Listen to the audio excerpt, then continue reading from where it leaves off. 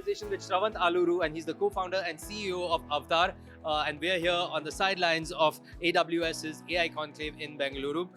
I like the name of the company also because, in a way, you are creating new avatars of products. So, could you just tell us a little bit about your business model? What do you do? What does Avataar do? Yep, Sumit. Think of us as an agentic AI platform that's primarily focused on product marketing, product commerce contexts. So think of retail, think of auto, think of CPG and the likes. Yeah. Where there is a need for marketing products or selling products. And we kind of help that entire spectrum, starting from an ad campaign that you might drive down to an actual sale that you're doing on a digital web Super. front. So you mentioned agentic AI and there's foundational AI. Can you help us with the difference between both? Yep. See, listen, we started 10 years back. We used to call it applied AI, but the buzzword today, if you will, pointing to that meaning is agentic AI. What it honestly means, Sumit, is in layman terms, foundational AI would always operate with an input-output problem statement, right? Input could be text images, output could be videos, 3D, whatnot.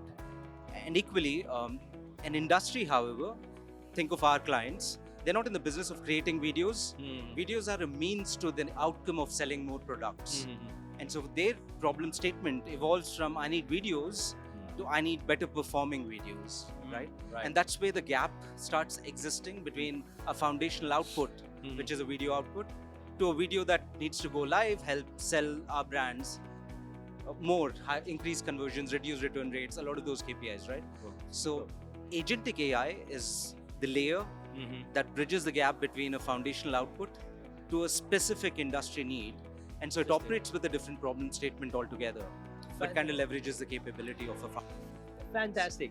When you say the word AI, when you say the term AI, immediately innovation is what pops up in everyone's head. As a CEO, how are you able to bridge the gap between innovation on one side and some practical business considerations on the other side? How are you able to bridge that gap? It's a very topical question and probably applies to the top enterprise CEO down to the startup CEO. I'd say the rate of the change is phenomenally accelerating. What happens in a day-to-day in AI innovation used to happen in 5 years. Just a couple of years back, right? So the step jumps that are happening in the intelligence shifting to algorithms from human is a reality we have to acknowledge and react to. And that's where probably this question that you're asking, which is how do you balance here and now business considerations versus an innovation that's likely disruptive and probably a paradigm shift to how you're doing what you're doing. And I think it's increasingly more important to strike the right balance. Today, I would say you have to put two legs in both of these arenas because the innovation that's ahead is going to probably turn what's there today, here and now, obsolete in the coming years. Just wanting your thoughts on how the partnership with AWS, how are you being able to leverage the cloud services of AWS to provide better services to your clients? Yeah, today actually we're in a partnership with Amazon.com. We're a certified external content partner and we're a partner with AWS. So there's a retail synergy with Amazon as a brand. There is a compute synergy. But specifically to your question on the compute side, Amazon is probably one of the most stable foundational AI platforms you can find today. To then build upon application layers on top of that. Amazon Bedrock is a good example. We leverage that for a lot of foundational vision models, language models. And equally, you would see that the extensibility of building compute layers that are proprietary on the AWS ecosystem is probably one of the most value accretive partnerships we've seen on the engineering side of the equation. So those are the two ways we're partnering with Amazon overall.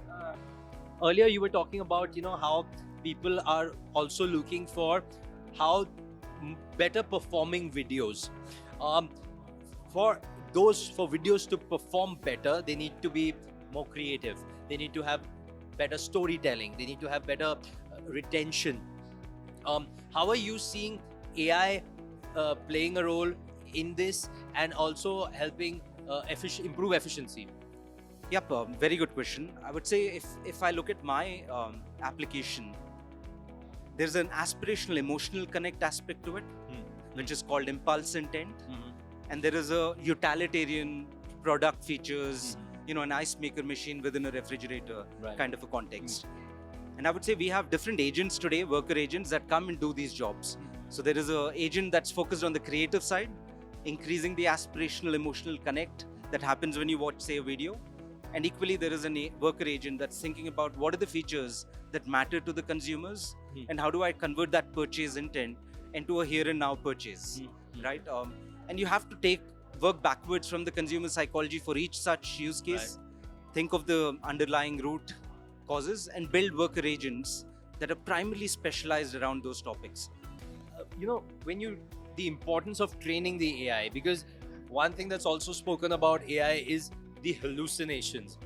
Now, there are certain sectors where thoda hallucination, thoda chal jayega, but there are some in the retail marketing, when somebody is using this to market their product, hallucinations can't be allowed. How are you able to overcome that barrier of adoption? Yep. So pretty much that's where agentic AI comes in. One of the industry needs is no hallucinations, right? Yes. You can't misrepresent products. It's a breach of consumer trust. So it's as important as it can get. And foundational models have hallucinations. That's the reality. So the output that you're going to get from a foundation model is going to be that. There are today grounding approaches which ground foundational models into reality. Okay. There are safeguards and guardrails you have to build. Each of these are proprietary layers that we've built on top of a model, and we guarantee no hallucination for our clients so that they're getting Rest go live assured, outcomes, yeah. right? Fantastic. content. Well, thank you so much, Sravanth, for your time and for sharing so much of this with us. It's been an absolute pleasure talking to you. Thank Been you a so lot much. of pleasure myself, Sumit. Thank you. Thanks.